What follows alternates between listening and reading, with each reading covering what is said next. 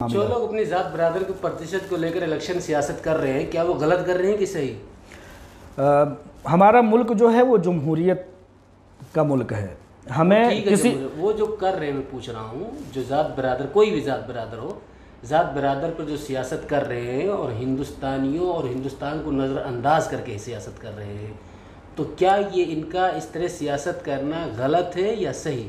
ऐसा अगर कोई करता है तो मुल्क में नफ़रत और गुस्से का माहौल गर्म होता है। ऐसा नहीं करना चाहिए। तमाम तबक़ात को, तमाम मज़ाहिब को ले करके चलना चाहिए।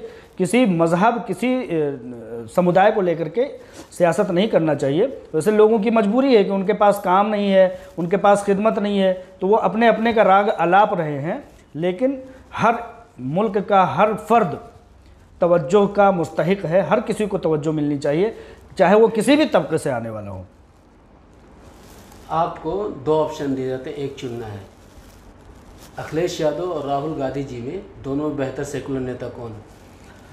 सेकुलर नेता, देखिए, राहुल गांधी एक नेशनल लीडर हैं और अखिलेश यादव जो हैं वो उत्तर प्रदेश के मतलब सीएम भी रह चुके हैं। तो जाहिर सी बात है, राहुल गांधी एक नेशनल, तो हमारे मज़हब में भी कहा गया है कि मांगो तो जन्नतुल फिरदौस मांगो। तो जो नेशनल है वही बेहतर है ना। नेशनल पैमाने पर उसका पैगाम पहुंच रहा है, इंटरनेशनल पैमाने पर उसकी बात उठाई जा सकती है। और अखिलेश यादव तो एक उत्तर प्रदेश के एक कस्बे, एक समझिए कि रियासत के लीडर हैं। असदुद्दीन ओवैसी साहब और बदरुद्दीन अजमल साहब में अगर आपको चुनना हो तो किसको पसंद करेंगे?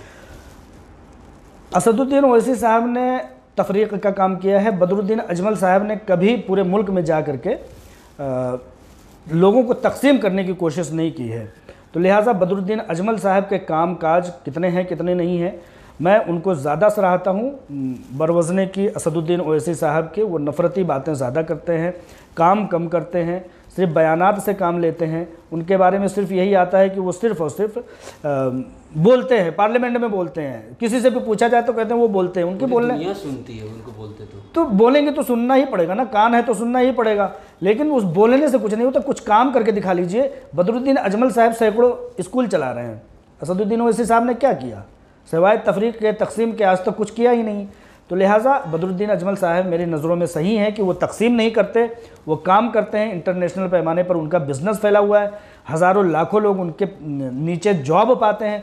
असदुद्दीन ओवैसी साहब का इस तरह का कोई काम नहीं है। NIN से बात करने के लिए बहुत बहुत शुक्रिया। बहुत बहुत शुक्रिया।